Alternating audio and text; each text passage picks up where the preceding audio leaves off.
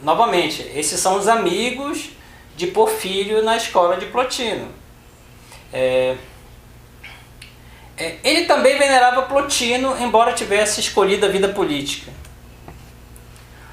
Ouviam-no não poucos membros do Senado, dentre os quais maximamente exerciam atividade filosófica Marcelo Orôncio e Sabinilo. Então, 2 membros do Senado que assistiam às aulas de Plotino. Também era do Senado Rogaciano, que chegou a tamanha aversão a esta vida que renunciou a todos os seus bens, despediu todos os seus servidores e renunciou até mesmo suas honras. E estando a ponto de apresentar-se como pretor, uma espécie de juiz, estando presente os lictores. Lictores era o nome de um servidor público civil romano que servia de guarda-costa dos magistrados que detinham o poder de império. Ele não se apresentou e não se importou com seu cargo, e assim optou por não habitar sua própria casa, mas frequentava alguns de seus amigos e parentes, comendo aqui e dormindo ali, alimentando-se dia sim, dia não. Dessa renúncia e indiferença em relação à vida, resultou que foi acometido pela gota com tal intensidade que teve que ser carregado em Cília para se recuperar. Cília é uma liteira, né? Ele era carregado para tudo quanto era lugar. E se então não lhe era possível estender as mãos, passou a usá-las com muito mais agilidade do que os artistas que trabalham com as mãos. Plotino o acolheu e vivia a louvá-lo ao extremo, apresentando-o como um bom exemplo para os filósofos. Estava também com ele, com Plotino, Serápion de Alexandria, inicialmente retor, um funcionário público da época, mas que depois se unia também para as discussões filosóficas, ainda que não tivesse sido capaz de denunciar sua fraqueza em relação ao dinheiro e à usura. Teve também a mim Porfírio de Tiro, que foi um dos seus maiores amigos e a quem pediu que corrigisse seus escritos. Pois, após ter escrito, aí agora Porfírio vai explicar um pouco essa questão de como Plotino escrevia os seus textos. Tem uma história bem curiosa. Porfírio fala que Plotino, após ter escrito, nunca suportava copiar uma segunda vez o que escrevera. Nem sequer lia ou perpassava uma única vez, porque sua visão não ajudava na leitura. Então, talvez essa seja a explicação que a gente possa entender por que os textos de Plotino tinham essa dificuldade. Ele tinha um problema na visão. Então, aqui há uma grande controvérsia a respeito do que Plotino não suportava exatamente. Essa é uma nota de Baracá. Há desacordo também a respeito do texto.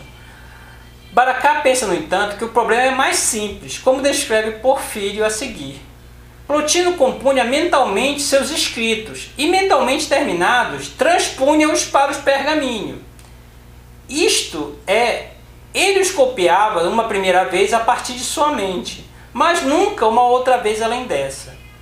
Creio que devemos entender que Plotino, depois de escrever alguma coisa, jamais passava limpo o que escrevera, e sequer lia ou percorria rapidamente o texto uma só vez.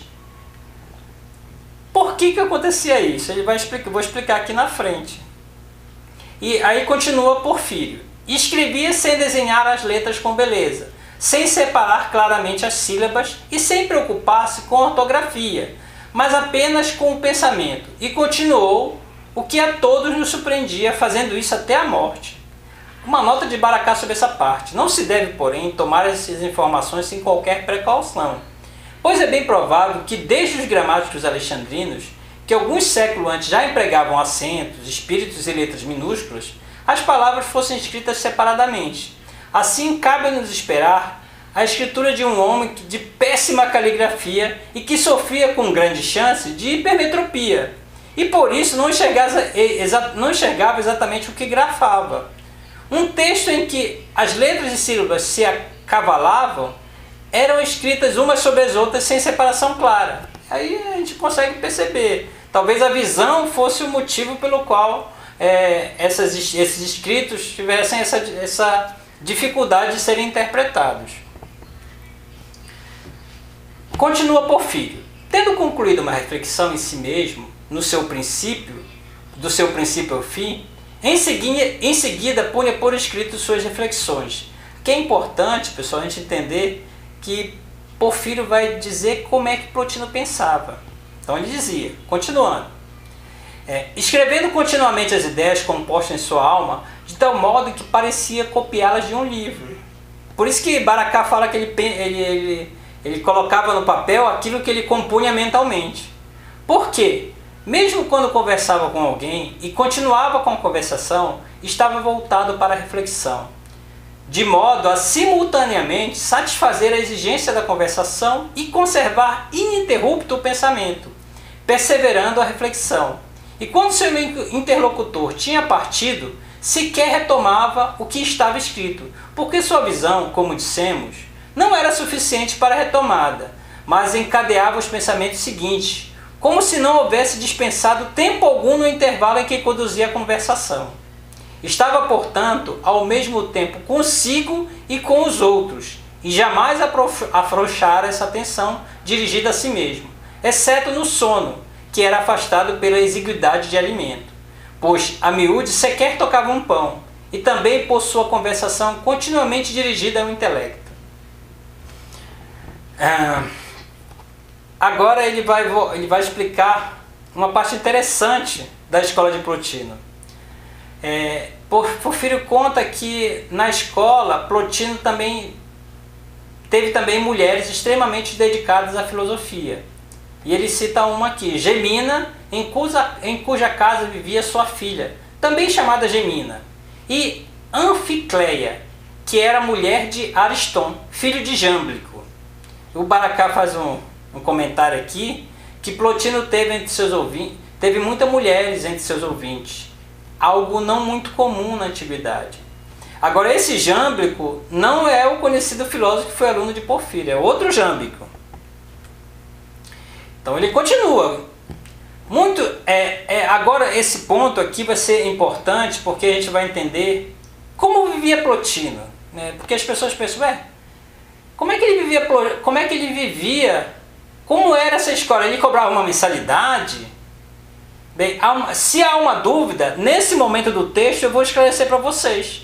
O próprio Porfírio esclarece que muitos homens e mulheres de alta nobreza, quando se aproximavam da morte, levavam-lhe seus filhos, tanto meninos quanto meninas, e os confiavam, bem como seus bens, a Plotino, como um guardião sagrado divino. E por isso tinha a casa repleta de garotos e garotas. Entre eles estava Potamon, a quem, porque se preocupava com sua educação, muitas vezes ouvia, mesmo quando fazia sua lição. Cuidava ainda das contas, quando as apresentavam os acompanhantes das crianças, e cuidava de sua exatidão, dizendo que, enquanto não fossem filósofos, deviam eles guardar suas posses e seus rendimentos intactos e preservados. E embora socorresse a tantas pessoas em suas preocupações e cuidados da vida, jamais abrandou, estando em vigília, sua tendência para o intelecto. Era doce, Plotino era doce, e à disposição de todos aqueles que tinham qualquer relação com ele. Por isso, apesar de ter passado 26 anos completos em Roma e haver arbitrado para muitos em suas mútuas controvérsias, nunca teve nenhum inimigo entre os políticos. Então, Plotino também fazia esse arbitramento entre controvérsias. Olha que curioso.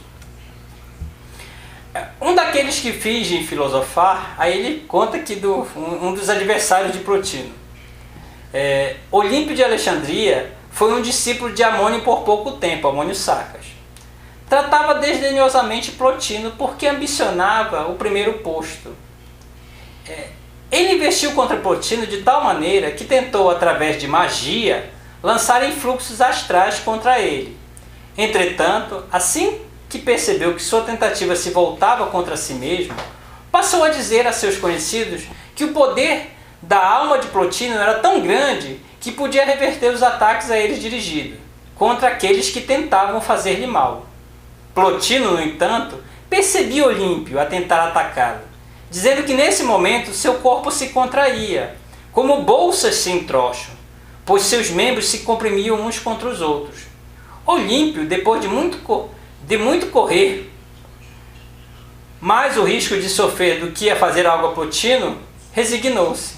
Então nesse ponto aqui a gente mostra que Plotino tinha muito medo da magia, né? Era uma crença comum na época, né? Acreditava-se na magia. Então esse momento aqui esclarece isso.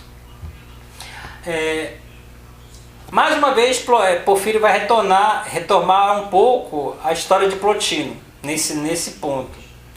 Ele vai dizer que acontecia que Plotino, de nascença, tinha algo a mais em relação aos outros, pois o sacerdote egípcio, tendo vindo a Roma e através de um amigo conhecido de Plotino, como desejava dar uma demonstração de sua própria sabedoria, o convidou a assistir à evocação de seu próprio daimon, que o acompanhava. Como ele aceita prontamente a evocação aconteceu no Iseu, no templo de Ísis. Então, esclarecendo aí, um amigo de Plotino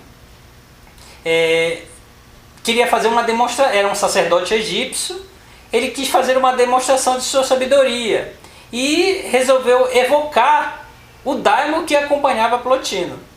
Essa evocação aconteceu no templo de Ísis, pois esse era o único lugar puro que o egípcio disse ter encontrado em Roma. Porém, quando foi evocada a manifestação, o daimon, quem veio foi um deus, e não um dos gêneros dos daimons. Daí que o egípcio disse: bem-aventurado és tu, que tem como daimon um deus, e que não é de gênero inferior esse que te acompanha.